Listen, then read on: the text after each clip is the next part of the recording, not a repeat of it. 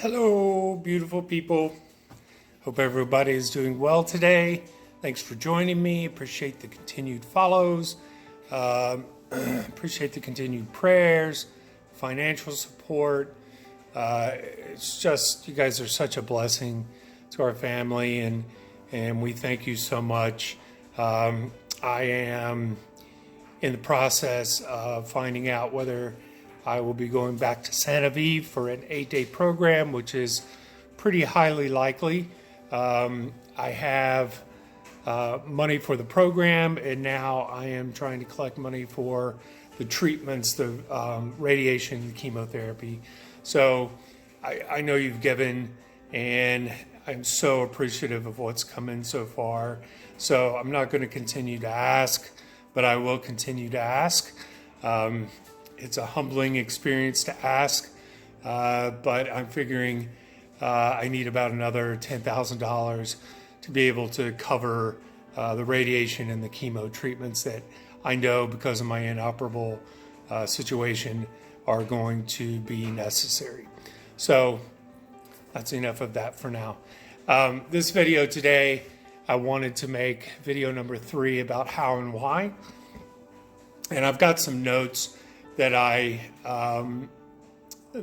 wrote down because I really want to be succinct in growing the story of the how and why of why I'm in this situation. So we stopped last time on 2019, but there was a huge gap between 1998 and 2019, and after deciding in 1998 to concentrate on being of service, I had to focus on what being of service really means. And since I was building a new profession as a massage therapist, the most logical way to serve was to teach people how the human body operates so that they could actively participate in their self-healing capabilities. And in order to teach people about the self-healing capabilities they already possess, I had to study the human body and learn everything I could about physiological structure and function. In 1998 to 2006, it was a packed time of learning. I started working in the extern program at the Upledger Institute, where Dr. Upledger developed craniosacral therapy. And during this 8-year period, I advanced from the extern program, which was volunteer for the work in the clinic, and to be an extra set of hands. But I progressed from there to becoming a visiting therapist, meaning I was part-time staff, being hired as a staff therapist, and I was then appointed to the position of intensive program director, where I managed the 1- and 2-week outpatient programs in the intensive program that we had there at the Institute. And at the Upledger Institute, I was really, really blessed to work with so many talented manual therapists from all over the world, and was constantly learning new approaches to help others in their healing process. My focus constantly remained on learning as much as I could so that I could be of service. And during this time period, I was also privileged to become good friends with Dr. Upledger, and for years we had a standing dinner date on Wednesdays, and we would talk about life, John's experiences in education and healthcare, and he was always glad to answer any questions about structure and function of the human body. He was truly a walking encyclopedia of facts and information about the human body and how it all interrelates. And John also held a passion for assisting combat vets to help alleviate struggles of PTSD.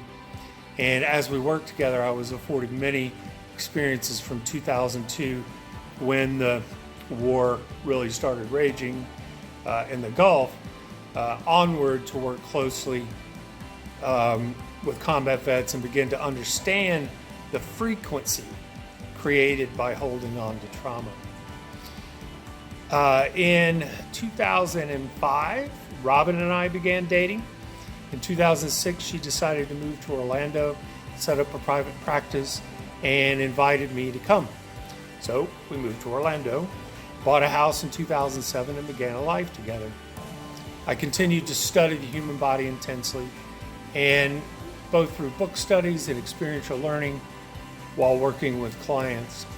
In 2008, I returned to college to finish my BS in psychology in order to perhaps learn more about the psychological connection to the structure and function.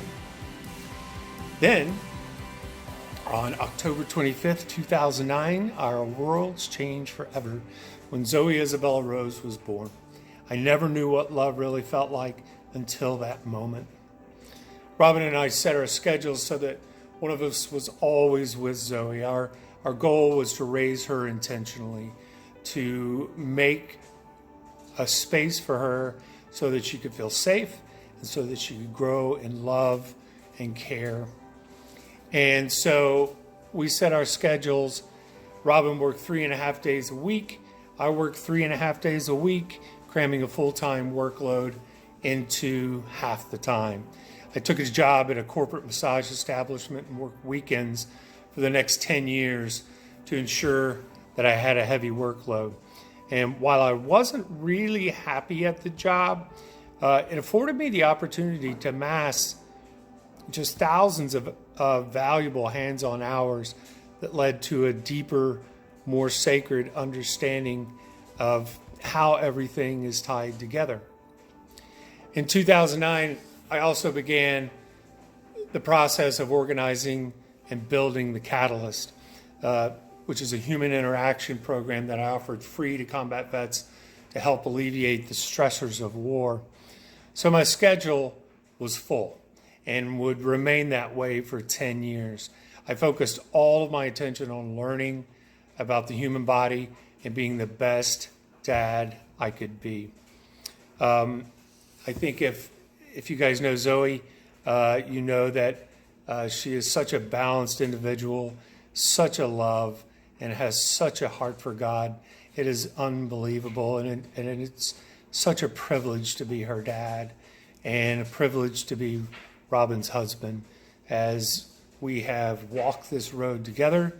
It has been difficult for them in this healing journey, so I would ask continued prayers for them. And so that'll be the video for today. I'll start moving into a little more of the things that happened at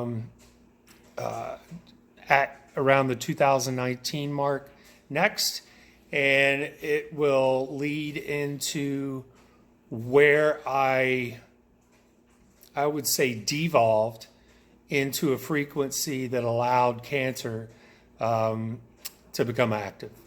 So thank you so much again for listening. Thanks for following me. I appreciate you guys so much, and I love you.